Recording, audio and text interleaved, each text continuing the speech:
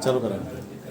काही नोट केलं की तो नमो तस्स भगवतो अरहतो सम्मा सम्बुद्धस्स. नमो तस्स भगवतो अरहतो सम्मा सम्बुद्धस्स. नमो तस्स भगवतो अरहतो सम्मा सम्बुद्धस्स.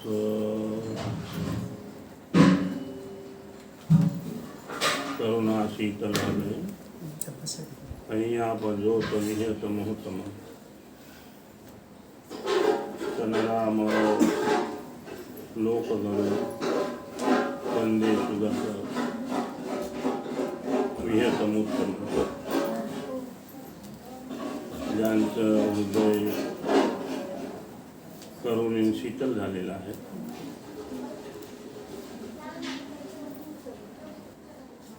ज्यांनी सर्वश्रेष्ठ प्रज्ञा प्राप्त केली, प्रज्ञा प्राप्त करून ते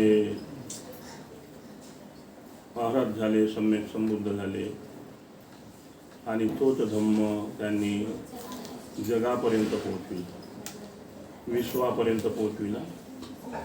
अशा त्या सन्मार्गावर चालणाऱ्या महाकारुणिक तथागत भगवान बुद्धाला आम्ही तिरुवार वंदन करतो. पूजनीय भिक्षू संघाला तिरुवार वंदन करतो.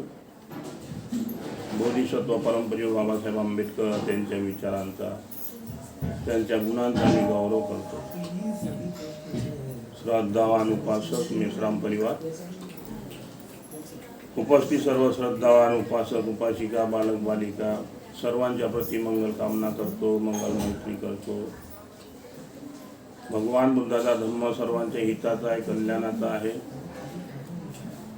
आणि दुःखातून मुक्त होण्याकरता आहे, निब्बान प्राप्त करण्याकरता आहे. निब्बान म्हणजे सर्वश्रेष्ठ सुख, जीवनातील सर्वश्रेष्ठ सुख, जे सुख बिना पैशाने मिळते. पैसा कितीही लाखो करोडो रुपया घेऊन देऊन सुख मिळत नाही. एखादा व्यक्ती म्हणत असेल की माझ्याकडे खूप धन आहे, खूप सारा पैसा आहे, महाल माड्या आहेत, तर मी सुख विकत घेऊ शकतो. पण भगवान बुद्धाने जे सुख प्राप्त केलं, जो सुखाचा मार्ग शोधून काढला आणि त्या मार्गातून जे सुख मिळवलं, ते सुख धनाच्या पलीकडे, गाड्या घोड्या सगळ्या सोयीच्या पलीकडे जे सुख आहे, ते सुख माणसाला बिना पैशाने मिळते. बिना पैशानं हे सुख मिळवण्याकरता माणसाला धम्माची नितांत गरज आहे. जोपर्यंत मनुष्य धम्माच्या मार्गावर चालणार नाही, तोपर्यंत ते सुख माणूस प्राप्त करू शकत नाही. लोकांना वाटते आमच्याकडे खूप धन आहे, खूप पैसा आहे तर आम्ही सुखी आहोत. एखादा गरीब आहे, त्यांनाही असं वाटते की माझ्याकडे धन येईल, पैसा येईल, मग मी सुखी होईल. पण तसं नाही. वास्तविक ही जी भावना आहे ती खोटी आहे. एखादा गरीब असेल, ज्यांच्याकडे काहीच धन नसेल, निर्धन असेल, तोही माणूस अगर त्याचे पुण्यकर्म आहे आणि पुण्यकर्मानुसार तो धम्माच्या मार्गावर चालत असेल, तर तो धम्माच्या मार्गावर चालून जगातील सर्वश्रेष्ठ सुख, जीवनातील सर्वश्रेष्ठ सुख प्राप्त करू शकतो. त्याच्याकरिता माणसाला शीलाचं आचरण करणे, समाधीचा अभ्यास करणे आणि विपश्यना करणे हे फार गरजेचं आहे. शील समाधीकरता आहे, समाधी प्रज्ञा उत्पन्न करण्याकरता आहे, प्रज्ञा ही निब्बान प्राप्त करण्याकरता आहे आणि निब्बान प्राप्त करून, प्रज्ञा प्राप्त करून माणसामध्ये असणारी जी अविद्या आहे, ते अविद्या माणूस दूर करू शकतो. प्रत्येक माणसामध्ये अविद्या भरलेली आहे. हर कोणी माणूस म्हणत असतो मी खूप विद्वान आहो, ज्ञानी आहो, पंडित आहो, खूप हुशार आहो, खूप अक्कलवान आहो, माझ्यासारखा शहाणा कोणी नाही, माझ्यासारखा विद्वान कोणी नाही.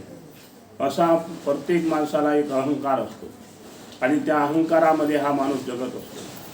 पण वास्तविक पाहता अगर प्रज्ञेने पाहिलं तर प्रत्येक माणसाच्या मनामध्ये अविद्या भरलेली आहे.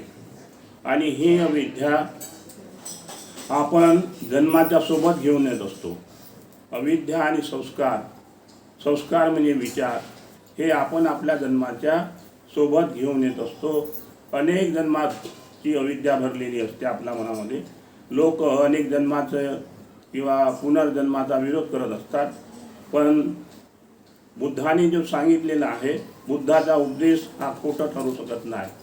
बुद्ध म्हणतात आपल्या धम्मामध्ये, मनुष्य अनेक जन्मापासून अविद्येमध्ये जगत असतो आणि अविद्या जोपर्यंत माणसामधून जात नाही तोपर्यंत हा माणूस अनेक जन्म घेत असतो, अनेक दुःख भोगत असतो. जन्ममरणाच्या फेऱ्यातून तो मुक्त होत नाही. जोपर्यंत आपण प्रज्ञा प्राप्त करत नाही आणि प्रज्ञा प्राप्त करून अविद्या दूर करत नाही तोपर्यंत माणसाला निब्बाण प्राप्त होत नाही. तोपर्यंत माणसामध्ये सम्यक दृष्टी येत नाही. प्रत्येक माणसामध्ये मिथ्या दृष्टी भरलेली आहे, अविद्या भरलेली आहे. आणि जोपर्यंत आपण धम्माच्या मार्गात चालून आपल्यामधली अविद्या दूर करणार नाही तोपर्यंत आपण मुक्त होऊ शकत नाही, जन्मामरणाच्या फेऱ्यातून मुक्त होऊ शकत नाही. अविद्या अशी वस्तू आहे की ज्या प्रकारे माणसाच्या डोळ्यामध्ये मोतियाबिंदू होतो आणि मोतियाबिंदू होऊन त्या माणसाला समोरचं रूप दिसत नाही, सत्य दिसत नाही, अशा प्रकारे माणसामध्ये अविद्या भरलेली आहे. भगवान बुद्धांनी जे सत्य सांगितलेलं आहे, 4 आर्य सत्य सांगितलेलं आहे, ते 4 आर्य सत्याला जाणण्याकरता माणसाला प्रज्ञेची नितांत गरज आहे. कोणते 4 आर्य सत्य सांगितले? भगवान बुद्धांनी जन्म घेण्याचं दुःख आहे, हे सत्य आहे. प्रथम आर्य सत्य, दुःख आर्य सत्य, दुःख समुदय आर्य सत्य. प्रत्येक माणूस दुःख आपल्यासोबत घेऊन आला. कशामुळे? अविद्यामुळे घेऊन आला. त्याच्या प्रत्येक माणसामध्ये संस्कार आहेत, विचार आहेत. कुशल आणि अकुशल विचार उत्पन्न होत असतात माणसाच्या मनामध्ये अविद्येमुळे. आणि जेव्हा जेव्हा माणसाच्या मनामध्ये कुशल अकुशल विचार उत्पन्न होतात तेव्हा तेव्हा हा माणूस आपल्या जीवनामध्ये चुका करत असतो. अनेक प्रकारच्या तो दुःख भोगत असतो.